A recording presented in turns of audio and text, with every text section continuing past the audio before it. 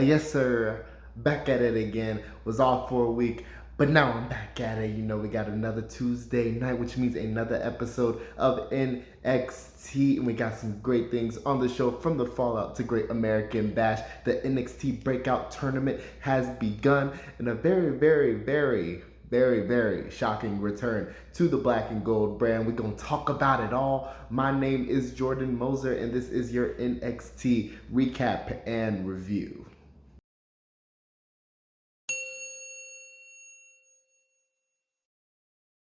This show centered around our main event for the NXT Championship. Karrion Kross defending his title against Johnny Gargano, with Samoa Joe, the Enforcer, as our special guest referee. We saw these two feuds kind of brewing throughout the past couple of weeks, talking about Kross and Gargano, as well as Kross versus Samoa Joe, because ever since Joe has returned as the kind of special enforcer in NXT, him and Kross have been at each other's necks, and it finally came to a head in this one tonight. But Joe, he played his role perfectly. He was a special guest referee, didn't put his hands on nobody, didn't get physical with nobody unless it was to kind of pull him out of the ring, pull him out the corner and things like that. You know, he did his job. He played his role perfectly. Meanwhile, we see at the beginning of this matchup and pretty much all the way throughout, Kross was destroying Gargano. He was taking them to the woodshed and just taking them to task. Like, he was dominating for a good portion of this matchup. But we see in kind of the later stages, Kross and Joe, they're just going at each other, a bunch of stare downs throughout the duration of this matchup, and that kind of got Kross distracted a little bit. Even at one point near the end of this matchup, we see Gargano start to come back. He hits a nice suicide dive DDT combo and then gets him back in the ring to hit that one final beat, but only for a 2 count because Kross kicks out, and as Gargano goes for another attack, he's hit with that forearm to the back of the head of Kross, hit with 3 swift power bombs, a Saito suplex,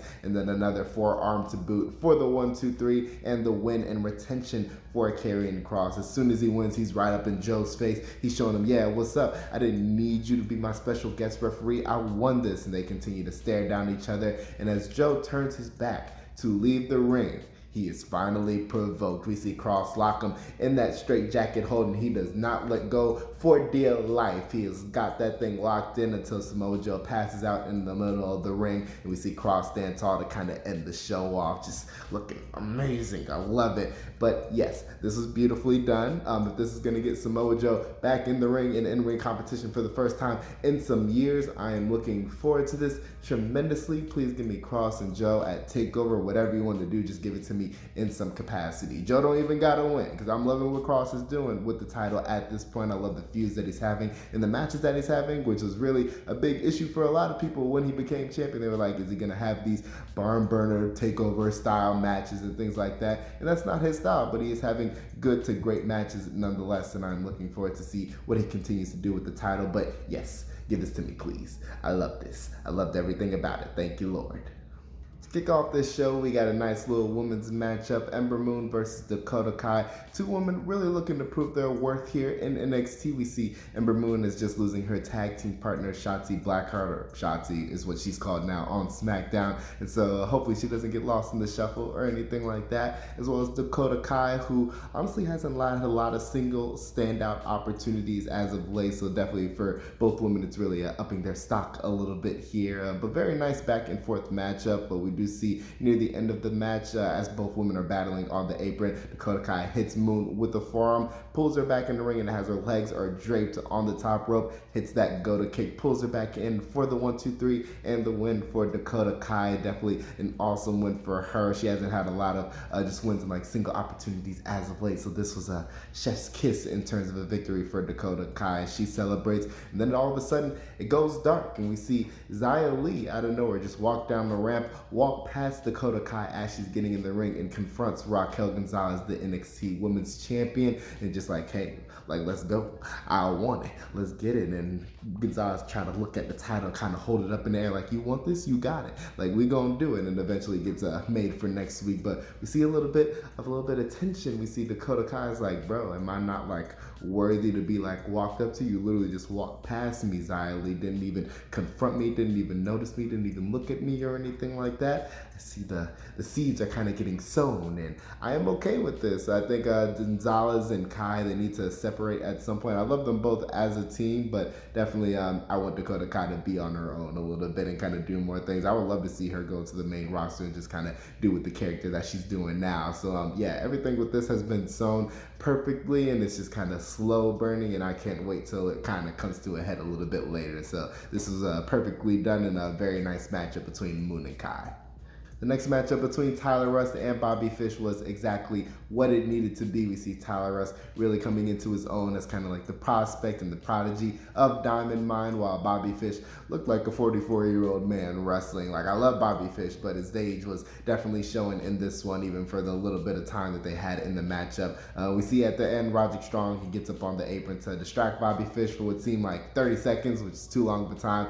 Tyler Rust comes up from behind with a chop block and hits a nice little buzzsaw kick for the 1-2-3 and the win. And as they kind of surround and all four members of Diamond Mine are kind of looking at Bobby Fish ready to pounce, we see the return of the Cruiserweight champion Kushida. He comes in to defend Bobby Fish, and Diamond Mine kind of scatters and leaves the ring, and that kind of ends the segment off. But I am looking forward to this. Give me Rush and Kushida, give me Strong and Kushida, anything like that, any combination like that, I am looking forward to it. So please give me that, of course. Bobby Fish is kind of like a sideline character in this story, so the match didn't really mean anything, and everything that kind of came together with this really didn't mean anything. But give me anything with Kushida in it and Diamond Mine, because this is nice. I like that.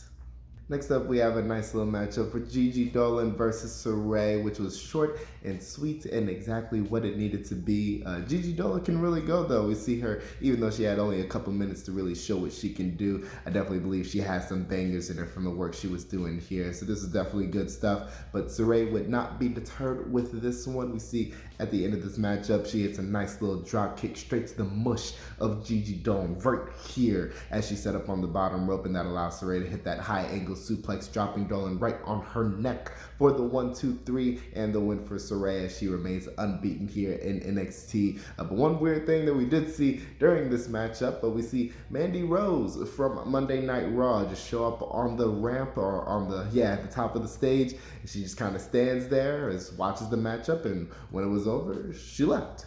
And that was it. And I'm wondering why. Like, what's the reason for this? You know, help me understand. We see her show up eventually, like later on in the night, just confronting the Robert Stone brand, like, hey, looks like y'all are under some new management. And then just walks away as well. And I'm like, what are we doing? why is she back? You realize that the main roster has no teams at this point. It's Shotzi and Knox, and then it's the champions. Like, that's it. Like, help us out. Please help me to understand. I hope this comes just to a head next week. That way I don't have to worry too much about this. But yeah, this was very interesting. Where's Dana Brooke in all this? What is she about to do? Help me. That's all I'm asking. That's all I'm asking.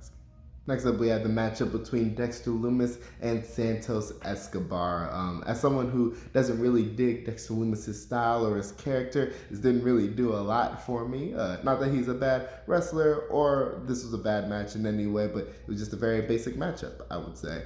But we see near the end, as Dexter Lumis is completing his comeback, he looks to get the silence on Escobar, but the referee is distracted, and Escobar is pulled out the ring by Raul Mendoza. And as referee is distracted and shenanigans begin to ensue, Joaquin Wilde pulls Dexter Lumis into the ring post on the outside, throws him back in, and that allows Santos Escobar to come in, hit that Phantom Driver for the 1-2-3 and the win for Santos Escobar, as he kind of continues that momentum upwards, and we kind of see what that momentum was going towards a little bit later on. In a couple moments, we see Hit Row and the new North American champion Isaiah Swerve Scott confront Legado on the stage, as Legado was kind of talking a little bit of smack, a little bit trash earlier on in the show about the North American champion. So they all just kind of talk with each other like, yeah, man, what you want? You ain't gonna do nothing. You ain't gonna jump. You ain't gonna do nothing, bro. And Escobar and the rest of Legado just kind of flank off. They understand where they're at this very moment, and so they depart to kind of end the segment off. Yeah, just a very okay matchup between Lumis and Escobar. It's definitely what it needed to be, of course, but I'm definitely intrigued by Escobar and Scott going at it once again. We see them do it for the Cruiserweight Championship, and now to see them do it for the North American Championship, just seeing how far they've come within the past year, it's just an amazing thing. I love it. I love it. So I'm definitely looking forward to their feud and how that kind of progresses. Should be a lot of fun stuff, I would say, between those two factions. Next up, we have our first round matchup of the NXT Breakout Tournament. Ikemen Jiro facing off against Duke Hudson. And while I must say, Ikemen Jiro was a very fun competitor to watch, my goodness, Duke Hudson looks like a star. I'm not even going front with you. Like when we talk about Vince McMahon looking for these specific type of wrestlers, the big body, the build, they look chiseled and everything like that, like they were carved from granite.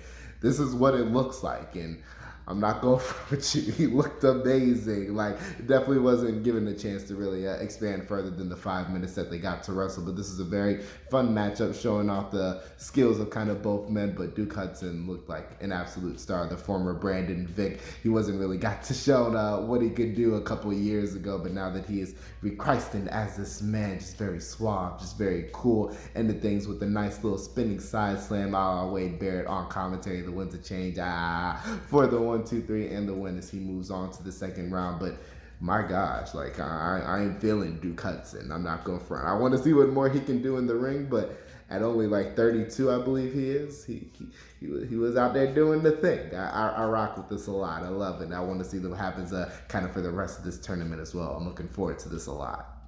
Next up, we have a very just unimpressive squash. I would say I didn't really have any interest in this next matchup between Kaden Carter and Casey Catanzaro. They faced off against Elias and Jessica Maya. Frankly, I haven't been interested when Elias and Jessie are in the ring at any point. So this is just very bland and basic. We see the KCs win with the 450 splash off the top rope for the 1, 2, 3 and the win for their team. And as they kind of celebrate and walk off, we see Elias. She can't take it anymore. She's been holding Robert Stone up for a minute. She slaps him and continues to just beat the crap out of this man. Like, takes him down pretty much, just ends his life. Not gonna front with you. And she exits the ring, blows a nice little kiss and just walks off. And we see out of nowhere Frankie Monet. She comes out, she gives a little come hither, child, to Jessica May, and she just walks off, and as does Robert Stone, and he just kind of plays along with it for the most part, and they just kind of exit. But yeah, this is very interesting, I would say. I don't think Aaliyah is going to do much apart from Robert Stone. She's just going to kind of fall back into oblivion, but it'll be interesting to see where Frankie Monet and Jessica May kind of go from here, especially with Robert Stone kind of flanking in the background, especially with Mandy Rose coming up to them later on in the show as well. Don't know how that kind of factors into everything. So this will be interesting to see how this kind of progresses in the next couple weeks. But for now, very nothing matchup, but a very interesting kind of development, of course. And last thing to note from the show, we see Adam Cole come out right before the main event, and we see him pretty much just talk down Kyle O'Reilly after he beat him last week at Great American Bash, and just like, bro, like, there's no need for you to go for a rematch. You are in my rearview mirror. We are moving on from this. We know he's not, but we'll see him kind of move on at this point. But he also turns to talk down Samoa Joe, who he has let Adam Cole just basically be attacked these past couple of weeks after being disrespected by Adam Cole, and he's just like, you are an overpaid security guard in a suit, and I know that you're too scared to kind of come out here because nobody is tough enough to step up to Adam Cole. And you know who is? You know who is? It's the thick boy. It's the thick boy. He steps up, he comes out and basically just talks down on Adam Cole, says he has nothing to lose. He's already lost the North American Championship, and now Adam Cole is his next target. You know, Adam Cole attacks, they brawl for a little bit, and eventually Bronson Reed just lays him out with the body splashes. Adam Cole kind of leaves, and Samoa Joe comes out to referee the main event segment, and him and Adam Cole have a nice little stare down as we move into the next matchup. But yeah, this is very fun. If we're getting Cole and Reed, I am all down for that. I definitely want to see just Reed just have those banger matchups that I know that he can freaking have, and I hope that with Adam Cole they can make beautiful magic together. So this was lovely, and I love Adam Cole just kind of moving on from O'Reilly for now, eventually probably leading into the next takeover, but kind of needs something to deter him from that at the moment. I'm grateful that this is it for sure. All in all, a very interesting episode of NXT. A lot of weird developments just coming out of Great American Bash. We see Mandy Rose return to NXT for some reason that is unknown to me yet. They're kind of splitting up the Robert Stone brand, or at least taking Elias out of it. We see the Diamond Mine just kind of forming and just regrouping as they go after the Cruiserweight Championship and Bobby Fish and things like that. So a lot of weird things kind of coming out of it, but a lot of great things as well. Awesome NXT Championship match between Kross and Gargano, as we also see the North American Championship and that feud kind of build between Escobar and Isaiah Swerve Scott. So a lot of great and interesting things coming out of this show, just leading into the next couple months. Go and get to TakeOver fairly soon. That'll be announced probably fairly soon as well. But yeah, all in all, very good stuff. That is going to be it from me. You will see more videos throughout the week, but they won't be coming for, I'm playing. They might come for me. I have no clue. But yeah, that's going to be it. I'm out. Peace out. Love to be back after a week off. I'm rejuvenated. I am refreshed. Let us do this. I'll see you soon.